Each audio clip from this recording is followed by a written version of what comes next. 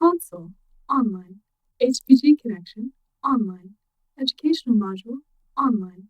All systems, nominal.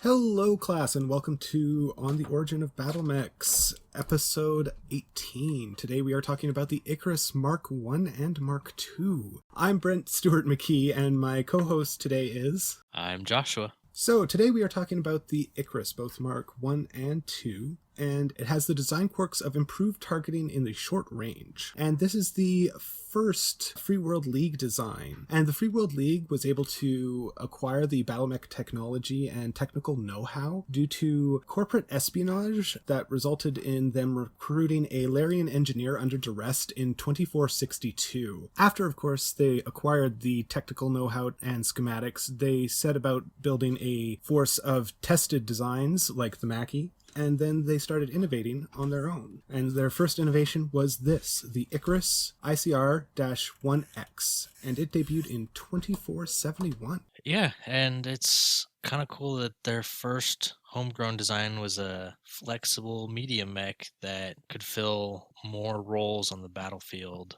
than a hyper-expensive assault like the Mackie that they were initially producing. Yeah, they definitely wanted this to fill the support role, both for the Mackies and other assault classes, as well as conventional armor and infantry units, because, of course, we're in the era where those are still prevalent. Yeah, and I think they're more prevalent in most eras than people realize. It's just not very prevalent on the tabletop. Yes. It's interesting to note that this isn't the only homegrown design in development at this point. It was just the first one to reach a prototype stage. Koreans' speed in getting that prototype to the FWLM was a big part of why it was put into production when it was. Yeah, the Free World League brass was definitely impressed with both the speed and enthusiasm that Korean Enterprises on Stewart brought to this project, and so they greenlit it, but it does have those reliability issues and prototype issues that we've talked about in basically every prototype that we've seen so far. Yeah, and we've seen, with such complicated equipment, rushed designs, early prototypes have a tendency to not reach their potential. I mean, a prototype by definition almost is a proof of concept. Yeah. The prototypes that were made of this guy only numbered in about 6. So not a huge production cycle. So odds are you're not going to play with it unless you're doing a very specific era campaign, or you might be doing a theme night. But this guy, like we mentioned, was made in conjunction with another mech, and that one would quickly outshine it and outpace it, and that was the Hector, which we will talk about in 3 modules from now. Even though the 1X only had 6 models, 4 of those 6 saw active service and provided enough battlefield data that Koreans' designers were able to fix some of the flaws and develop a battle-tested successor to the 1X. Yeah, so this guy has a point value of 700 and a battle value of 20. It has the design quirks of being a prototype, poor performance, difficult to maintain, obsolete in 2470, and an extended torso twist. And it's funny that it's obsolete in 2470 when Master Unit List says that's when it was introduced. Yeah, well, if you only have 6 units, you're not going to have a lot of spare parts running around. Yeah. So it's got a movement profile of 4-6. It's got 2 SRM-2s in the left torso, 2 machine guns in the right arm, a large laser in the left arm, and a small laser in the left arm. And this guy, he looks... I like the way he looks. He's blocky, and he's got those SRM-2s and a launcher over the left shoulder that the other models don't have. But I like the way this guy looks. He looks a little bit like an industrial mech that's been retrofitted, but not in a bad way. Like, it's one of those... This was already a heavy-duty piece of machinery. Yeah, and I think you can see some design influences from the Mackie in like the chest area. It's got a bit of that kind of rounded shape to it. Cockpit as well. But instead of going around hip region, it kind of curves from the waist up to the shoulders. So, rotate that radius 90 degrees. Yeah. Visually, though, you can kind of see that the front of the chest sticks out further and tapers back. It's almost like the Mackie went into training for Mr. Universe. Yeah. Cleaned up, got a little beefier. Definitely has very good posture. So if the Mackie and this guy are brothers, the Mackie is like the world strength training guy, bulky, weight deadlift sort of thing. And this guy is the Mr. Universe. Yeah, I like this weapons loadout. It's a 40-ton mech, so that 4-6 movement profile pushed on it by being a primitive is kind of dismal. It's not super fast, but it's not super slow for the era. It's respectable, but unfortunately, the speed profile doesn't get upgraded over time, and that's one of the main reasons that this chassis really slipped out of favor, because if you're going to be 40 tons and you're going to be supporting other things, you need to be able to move and get where you're going, and this guy just doesn't have enough spring in his step. But it's enough to keep up with most conventional ground forces, even in the later Battletech era. A lot of main battle tanks have that same 4-6 movement profile. It's got 2 machine guns for dealing with infantry. It's got those 2 SRM-2s, which, fragmentation or inferno or potentially other types of specialty ammo gives you a lot of flexibility. Mm-hmm. Large laser for dealing with enemy vehicles and mechs, and a small laser just to have it. A little garnish on the side. Yeah, I think it's a solid weapons loadout for a mech that you are going to use to support conventional forces. Mm-hmm. It's just not something that's gonna stand up real well in mech-to-mech combat because of that speed mostly. Yeah, definitely a support role. And it's also got 10 single heat sinks, so it's going to have not a great time if it's firing its large laser and some other things and moving, but otherwise it can manage that heat quite well.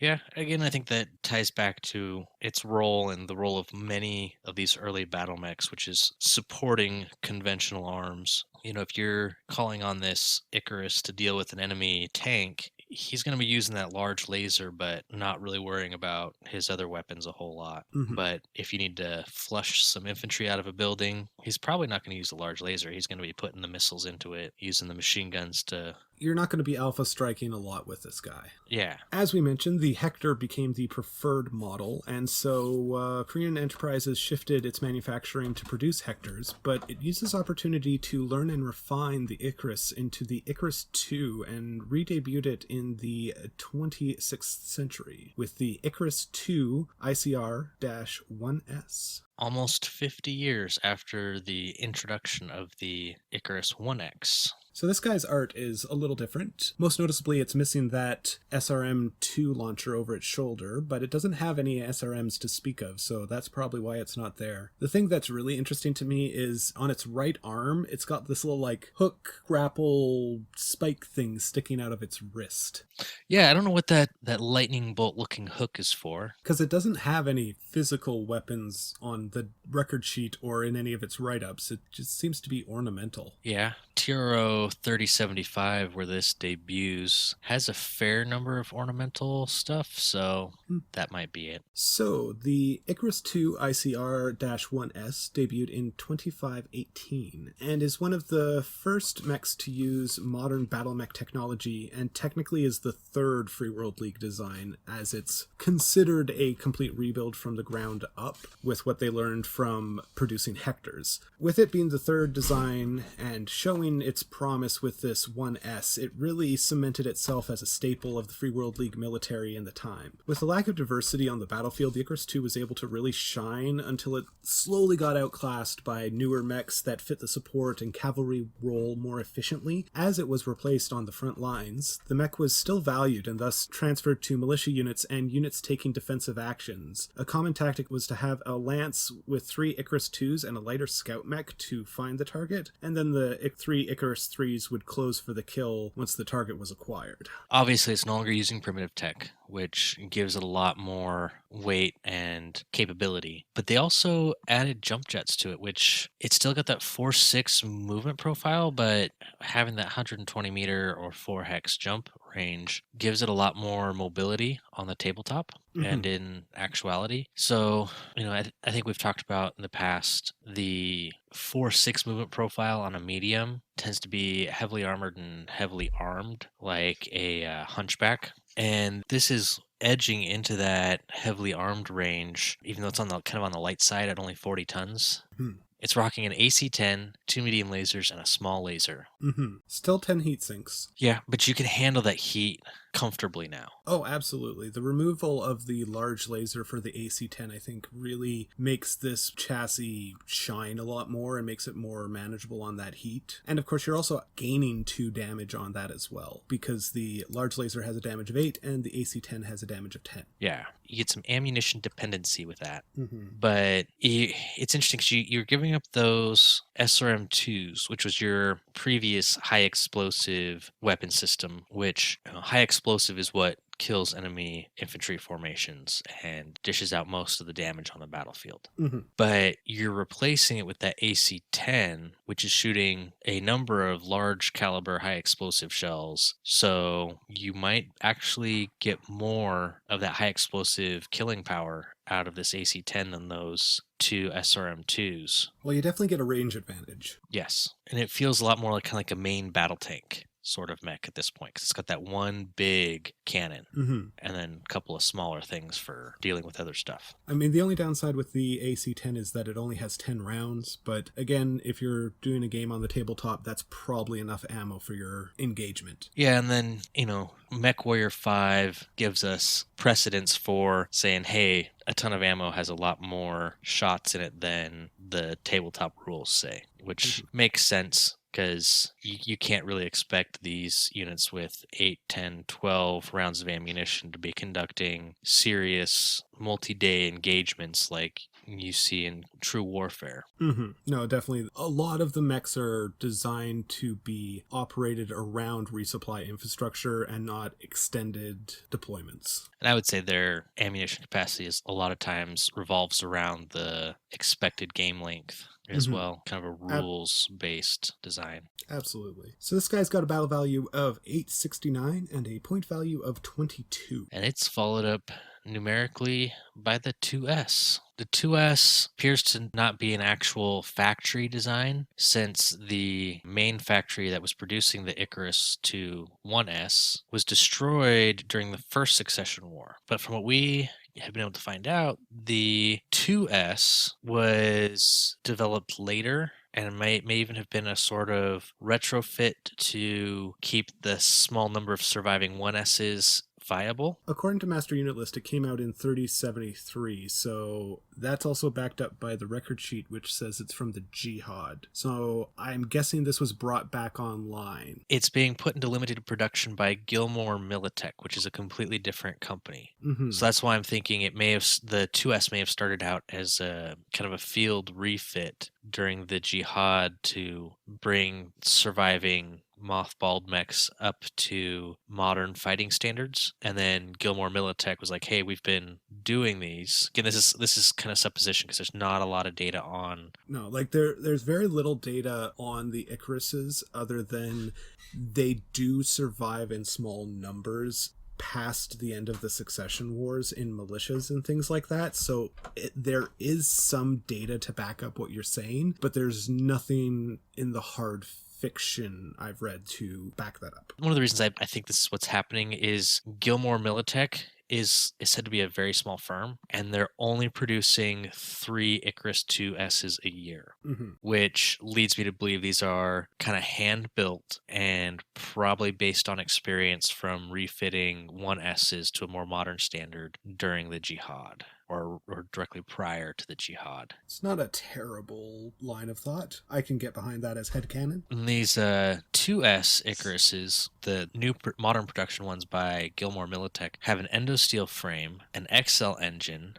They've increased the speed from 4.6 to 5.8 or 86 kilometers an hour, bumped up its jump profile to 150 meters. So total movement profile of 585. Yeah, and then they basically kept the same weapons profile of the 1S, with the exception that instead of having 2 medium lasers, it now has 1 medium pulse laser, and that AC-10 was upgraded to an LB-10. So very similar profile in terms of weaponry, but its speed is a more respectable 585 thanks to that XL engine, which at the same time kind of makes it more vulnerable. Heat is a little bit more of an issue on this because it's the extra pointed jump, but still not bad. They do add another heatsink to help with that, but they are all still singles. And also the 10X generates one less heat than the AC-10, so they're hedging their bets to being a little bit more heat neutral, because you could jump 5, fire both the medium pulse and the AC, and you're going to vent it all. So not bad. They also upgraded the armor to ferrofibrous. They also added another ton of ammo, so you have the regular 10X and then you have the cluster, so that's nice. Which is interesting because comparing the record sheet with TRO entry, the record sheet says it's got ferrofibrous but does not have endosteel. Oh, you're right. Yeah, it has the roll agains. Yeah, the TRO says it has endosteel but not ferrofibrous. Weird. There is enough room, enough roll agains to where you could fit. Well, actually, let's see. Let's count them. There's 4 there. 10. 4 there. Yeah, so you don't have enough for endosteel, according to the record sheet. So there's some discrepancy there between the official record sheet and the TRO. It's still a nice mech regardless. Yeah, it's still a little slow for 40 tons, but it's got that heavy firepower you'd expect for something that's on the slow side for a medium. So this guy's got a battle value of 986 and a point value of 24. And our last one on the list is the Icarus II ICR-2R, and we don't know when it came out other than it came out in the 31st century, and we don't know its point value or battle value because it is just listed in the Field Manuals 3145. And it is a Republic design, and what they have done is they've replaced the autocannon with 2 A's enhanced TSEMPs and removing the other weaponry in favor of a tag system. And some have called this a foolish effort in a design, because the TSEMPs are an interesting weapons platform and not one that you would really field in a traditional military. Yeah, it sounds like this is supposed to be the police officer battle mech. Yeah, the TSEMPs, mostly used in units that took action in the Swords to Plowshares program and the requisitions or disarmaments, so obviously they're not trying to escalate things. But those were the weapons platform, not this specific mech. And we will talk about the TSEMPs in the data dive later in the episode. Yeah, real quick, that Swords to Plowshares program was an initiative by the Republic of the Sphere to de-escalate and disarm the inner sphere after the devastation of the jihad, in the hopes that mass conflict and loss of life would not happen again because fewer people would have access to the weaponry of previous centuries, but it was only partially successful. Yeah. So on to our next segment, pilot profiles. We have Captain Sir Declan Reed, and he is one of the few gunslingers that is a graduate of the gunslinger program that was born in the Free World League. Sir Reed leveraged his reputation to acquire an Icarus II that he modified and upgraded to use in duels. After an illustrious career amassing a good record fighting Kurita Panthers, he retired to the Free World League along with his mech and took a position in the Soranda Planetary Militia and lived to an age of 121. And okay, moment of taking out the soapbox. Battletech has this really weird thing where people either die young on the battlefield or live to be an unreasonably old age.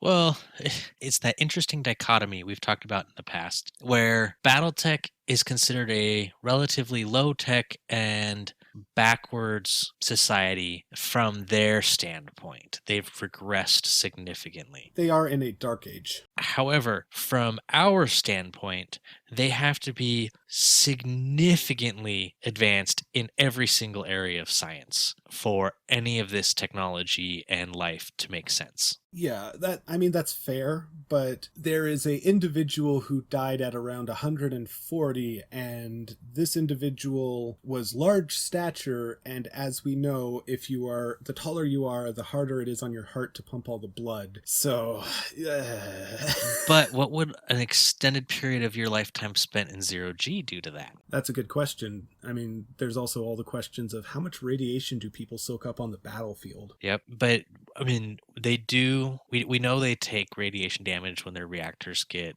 damaged and stuff, and yet at the same time they don't. Carson Carlyle, his listed reason of death technically was having his cockpit hatch open during a battle, and the radiation from PPC hits is what eventually did him in years later. So we know that this kind of thing happens, but at the same time, it's never treated as if it's serious like we would consider it. Mm-hmm. Which leads me to believe that even the quote-unquote primitive medical standards of the inner sphere are far beyond our own. I mean, I will give you that.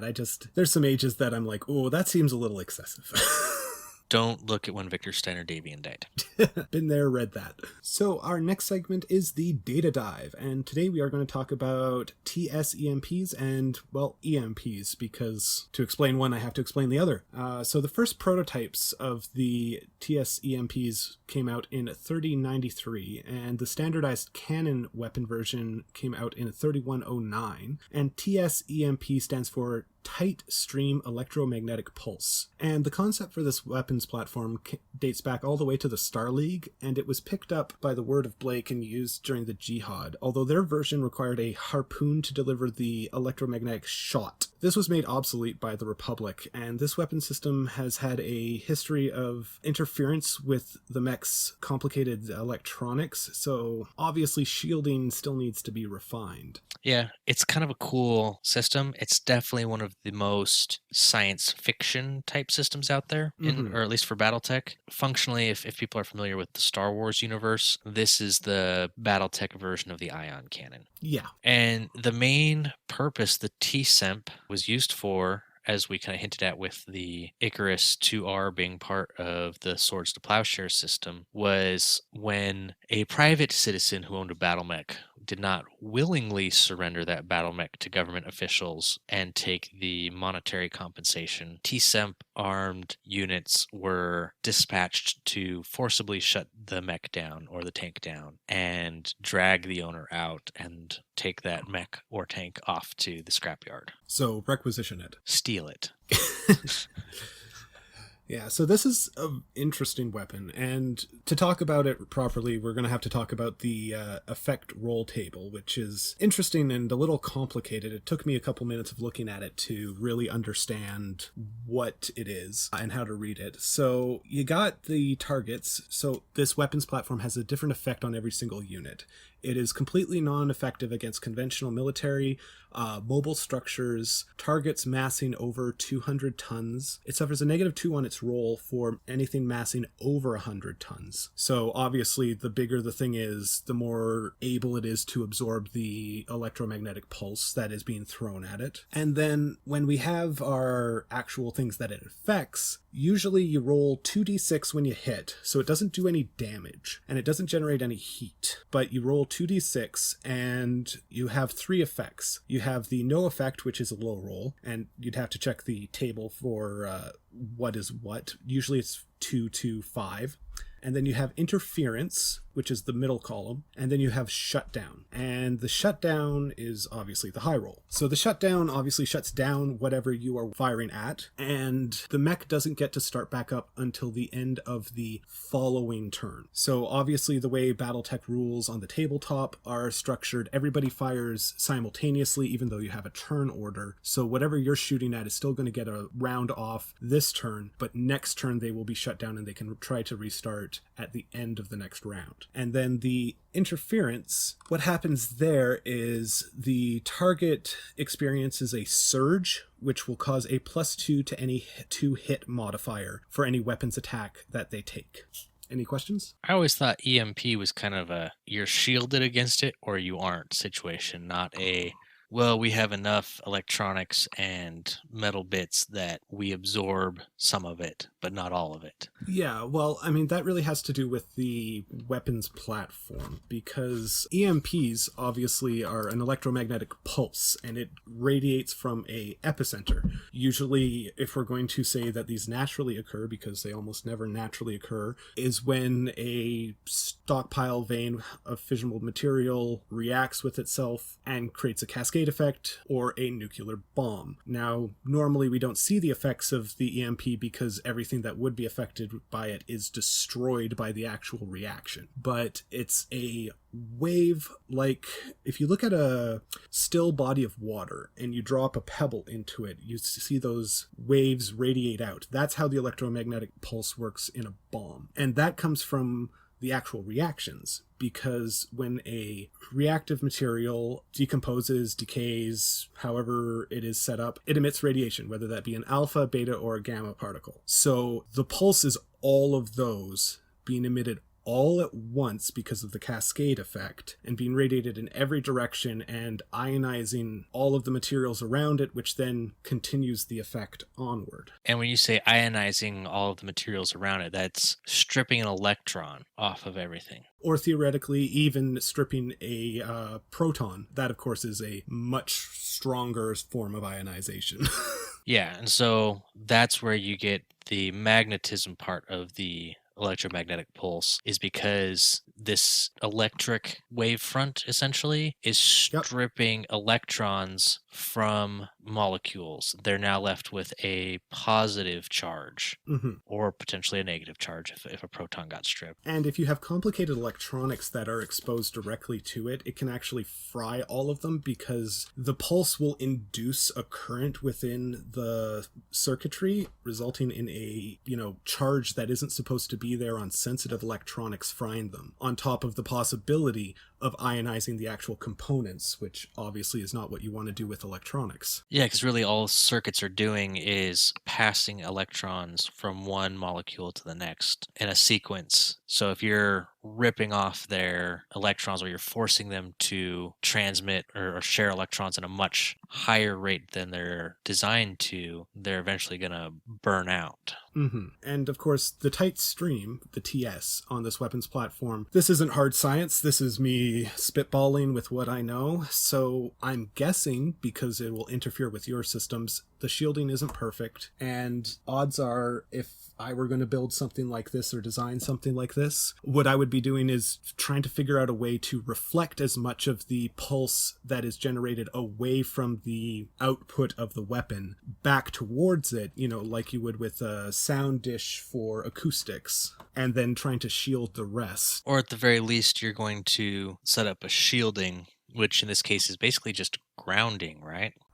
Grounding or lead, because lead, of course, will absorb all of that because of its density, but lead is also super heavy. Yeah, but I know the U.S. military has protected their AWACS, some of their AWACS craft, and Air Force One with basically metallic grills that cover any non-metal surface, and it all goes to kind of some sort of grounding rod or lightning rod sort of setup, so that if an EMP hits it, it hits that kind of metal cage that is put inside the skin, and that metal cage transmits all of that electromagnetic energy to a single spot that can handle it and discharge it. It sounds like what you're describing is a Faraday cage. What I'm assuming inside the TSEMP is you've got your whatever pseudoscience device you have that creates your electromagnetic pulse.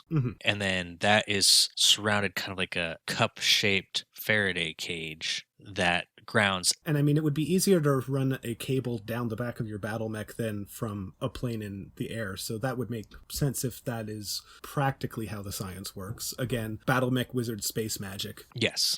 Yeah, so that's what that is, and it's meant to overload and shut down systems. There's modifiers for if it's an internal combustion engine and all of these sorts of things. There's a whole table in Field Manual 3145. It's interesting, but a little long-winded. So I think we've covered the brass tacks, and if anybody's going to play with this weapons platform, I encourage you to do the research, because, well, reading the rules is how you learn the rules, and we should all learn the rules as best we can. Yeah, well, you mentioned there was another bit of equipment in there in this 2R, the Actuator Enhancement System. So Josh, why don't you tell us about those enhanced actuators? The Actuator Enhancement System, it sounds complicated, but it's really just a better myomer, to kind of sum it up, Okay. with some additional dedicated processing power to give fine control of the myomer. Kind of like taking a GPU and having that run the graphics for your computer instead of trying to run everything off the CPU. Okay. So between that additional processing power and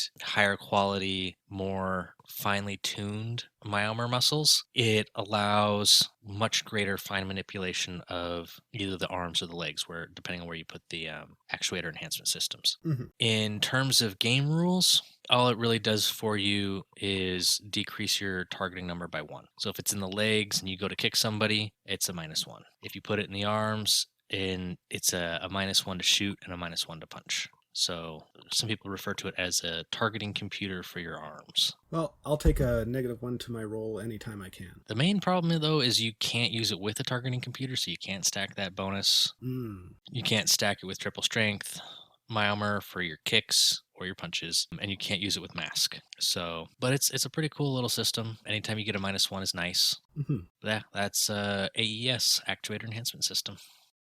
Our sources for today are Sarna, Battletech Battlemech Manual, Master Unit List, TRO Primitives Volume 2, Record Sheets 3075, Age of War, Unabridged, 3075 TRO, TRO 3150, and Field Manual 3145. And special shout out to one of our fans, Jared, and his apprentice mech warrior, Garrett. Keep it going. You've got a bright future ahead of you. We are supported by our Patreons at patreon.com/on the Origin of Battlemechs. Our social media on Twitter is at Origin of Mechs. We also have a dedicated channel on the Everything Battletech Discord. Feel free to stop by and say hi. If you have any questions, requests for topics, or wish to contact us, our email is ontheoriginofbattlemechs@gmail.com. If you enjoy the show, I encourage you to let your friends know about us and to leave a review. Special thanks to my friend Laura for the intro and outro. Class dismissed. Everybody have a great day. Peace out, mech warriors. Module complete. System standby. Would you like to load the next module?